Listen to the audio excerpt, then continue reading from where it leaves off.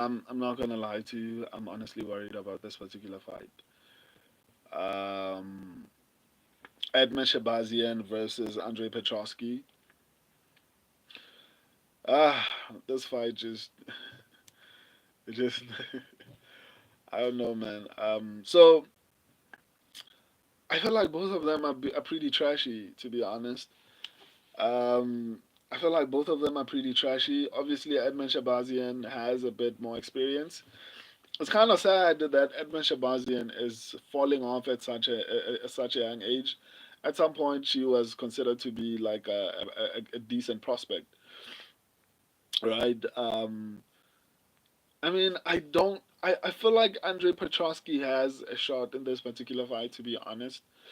I think he has pretty decent wins. I'm not going to count every single win that he's had in the UFC, but I mean, he's beaten Turnman, he's beaten Gerald Mearshart, he's beaten, or rather, he lost to Michel Pereira. I mean, but a lot of people were losing to Michel Pereira at that time, so I can't fault him for that. He lost to Jacob Malkoun.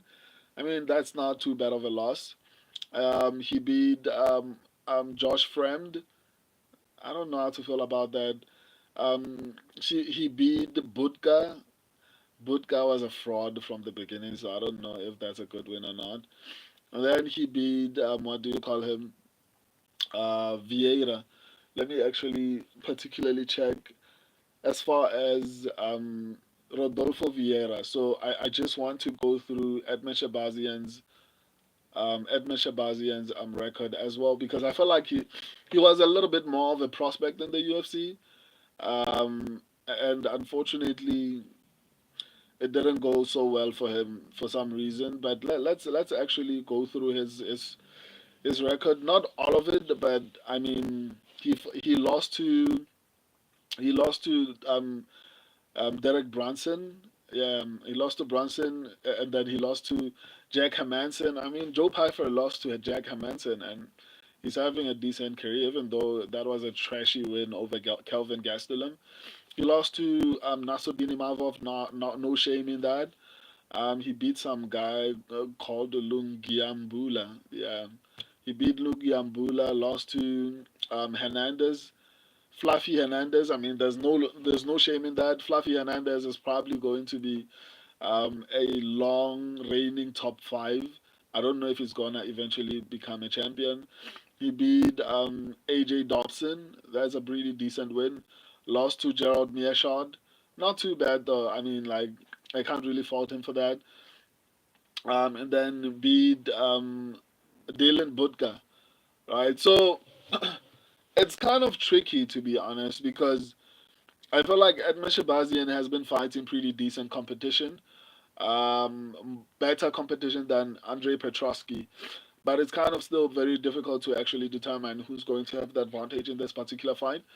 But let's actually get to the breakdown of this particular fight. So, um, I mean, no one is going to have a significant reach advantage. I think Edmen Shahbazyan has a 1 inch reach advantage. I don't think it's an advantage, but Edmen Shahbazyan is more of a finisher with a 93% finishing rate, while Andrei Petrovsky has a 62% finishing rate, which is not particularly high for someone who looks like he can actually do that. So I think when we break down the fight, Edmen Shahbazyan has more volume. He's going to be throwing a little bit more. Petroski, obviously, because of the wrestling, he might have a bit of a striking defense. People avoid, engaging with him because of the takedown threat, the threat of the takedown, basically. As far as grappling, I mean, I'm a little bit worried for the 13th century, 13th ninja assassin. As Jews, we stand by we stand for, okay. So, I'm a little bit worried for Edmen Shahbazyan on this particular section because Andrei Petroski could take him down, but when you look at the people that Edmen Shahbazyan has been losing to, I don't think it's people like what do you call him, Andrei Petroski. let's look at the grapplers that he's lost to. I mean, he just beat Dylan Budka on this particular fight. And Dylan Budka, I mean, he's not the greatest grappler. Even though he has all these credentials of American wrestlers, and he was supposed to be this amazing um, um, American prospect who has these um, accolades as far as wrestling goes. But still, I mean, Edmen Shahbazyan knocked him out in the first round. Losing to Gerald Meerschaert is not that bad. Gerald Meerschaert is actually a pretty decent grappler and has probably some of the highest submission. Like he has. Let me actually check Gerald Meerschaert's. I don't know if the UFC is going to actually show it.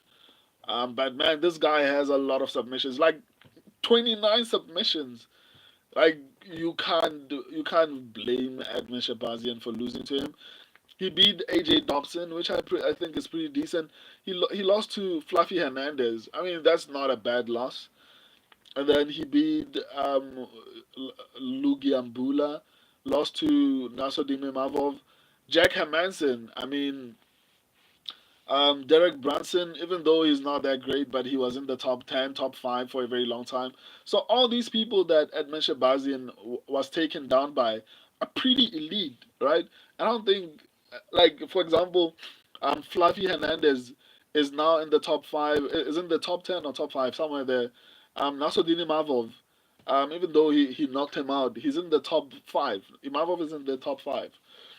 Gerald Meerschaert, I think he was ranked at some point. I don't know if he's ranked at this particular point in time.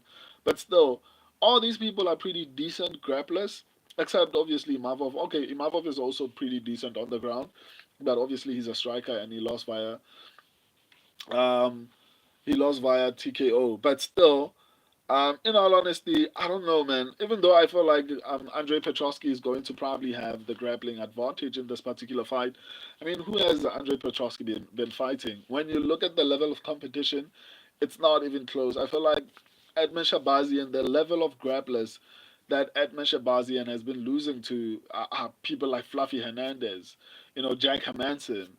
Um, Andrei Petroski is not on that level. I don't think so. I don't even think Petroski is good enough to get ranked. So I genuinely feel like Edmen Shahbazyan is going to get this one done. My subscribers and I have picked Edmen Shahbazyan to get it done. I'm not particularly confident in this particular pick, largely because Edmen Shahbazyan does not have great takedown defense, and obviously Andrei Petroski, that's what he's going to focus on is the takedowns, it's the grappling. I'm 99% sure that that's going to be the approach. But I feel a little bit more confident. That's why I'm like, Dylan Budka for me has the same level of wrestling as Andrei Petroski. Obviously, maybe the difference might be Petroski is a little bit bigger, so he might be a little bit stronger than Dylan Budka. But still, Dylan Budka didn't have that much success against Edmen Shahbazyan. I don't see what do you call him, Andrei Petroski having any sort of success. It takes someone really skilled, I think, especially at grappling, in order to um, do whatever they want with Edmen Shahbazyan. And Edmen Shahbazyan has a 93% finishing rate, whereas Petroski has a 62% finishing rate. So if Petroski is going to win, it has to be via decision, and I don't think that's going to happen. But I guess we'll just have to wait and see. But my subscribers and I are officially going with Andre Petro. I'll go officially going with Edmen Shahbazyan. Not very confident. Thank you for joining me. Join me again tomorrow as I break down all other fights. If you didn't see my previous breakdowns for Kamaru Usman versus Joaquin Buckley and Rose Namajunas versus Miranda Maverick, just click on the channel, go to the live section, and you'll see all my breakdowns. I'll see you guys tomorrow. Love and appreciate all of you. Juices.